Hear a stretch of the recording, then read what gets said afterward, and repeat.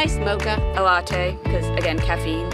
We all know New Englanders would do just about anything for their cup of joe. Walk through a blizzard. We're trying to find an open Dunkin' Donuts. Even buy it from a man pumping it from a backpack. It's nice and hot, look at that. Can't go very far without a coffee stop on your commute. The average American drinks just over 3 cups of coffee a day. That adds up to a collective 400 million cups every single day. Or in a year, 146 billion. So, what's the buzz? This is Chronicle on WCVB Channel 5. Some have it black. Some prefer milk. Others espresso, latte macchiato, americano, java this, flat that, steaming hot or on ice.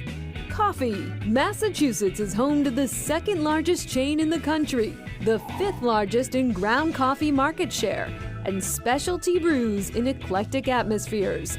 After water, tea is the most consumed beverage on the planet, but here in the U.S., that title goes to coffee. So, how did we get here? You have to go back many centuries to the eastern edge of Africa. The legend of Kaldi the shepherd from Ethiopia, who in the 9th century, and he was taking his sheep to pasture, and noticed in one particular pasture they were very frisky and animated. They were consuming these berries, so he made a brew, enjoyed it. There was a monastery nearby. The monk would walk in the evening. Kaldi scolded him, "You have partaken of the devil's fruit." So he ignored him. After a while, the monk said, "Let me try it." And he was able to stay up for the late night prayers. Coffee officially made its first appearance in New England sometime in the 17th century. There was not a real good circuit of bringing in a reliable source of coffee at the time. So merchants often would bring in coffee if they were bringing in other goods from around the world. The foreign bean with an interesting side effect was celebrated in coffee taverns and inns. Coffee was considered the drink of the intellectuals, also a turn to the people who were seditious as well. The original Green Dragon was the coffee house of choice for patriotic colonials and became a center of social and political activity for well more than a century. Coffee really started to fill America's cup when it was considered unpatriotic to drink tea. Many of the people who got together to plan the revolution were right here in coffee houses in Boston. The cup would eventually runneth over with brands like Dunkin' and New England Coffee. Today, specialty and artisanal shops seem to dot every Cambridge corner.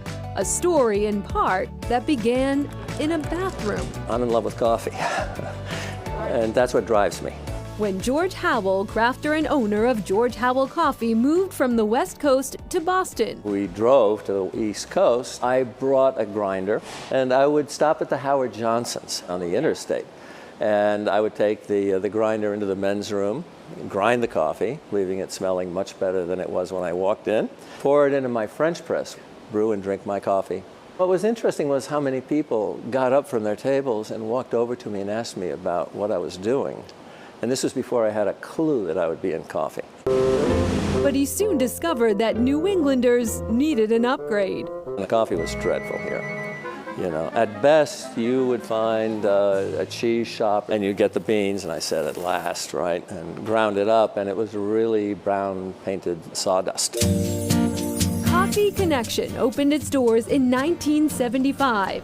Harvard Square's first specialty coffee cafe. It was an instant boost. It was incredible. It was like one of the biggest days in the stock exchange because we were the only game in town. In 1994, a company revolutionizing espresso and introducing the now iconic barista had plans to expand in Beantown, Starbucks. I was not into having a big battle with that. So Howell sold his first company, a moment he credits to bringing him closer to coffee, traveling the world with his family to meet the growers, coffee farmers. That's where I came to really appreciate the fact that farmers were not only not making money, they were losing money. He percolated on the imbalance, eventually creating models for economic stability for the farmer, including Cup of Excellence, a competition highlighting high-quality coffee craftsmanship.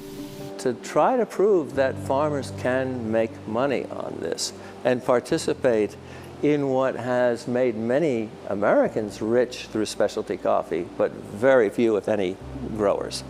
Howell says the future of coffee isn't so much innovation here as it is thriving here. It's all about the farmer.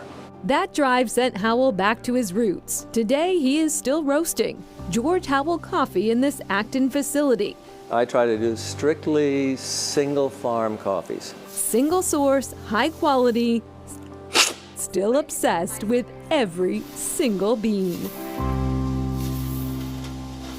There are challenges, though, according to Bloomberg. In part due to climate change, coffee reserves have actually plummeted in the last 20 years, and the land available to grow coffee, they're predicting, may be cut in half by 2050. Well, it's all very interesting. And you heard Nicole mention that 3 coffee cup a day habit. Well, that's for the average American coffee drinker. Of course, not everyone drinks coffee. Some drink more, some drink less. Coming up, a match made in heaven, beer and coffee.